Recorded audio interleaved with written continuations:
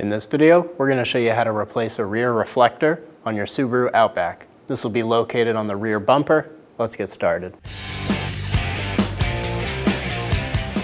Looking up from the bottom of the car towards the rear bumper in the reflector area, you're going to find these two plastic tabs.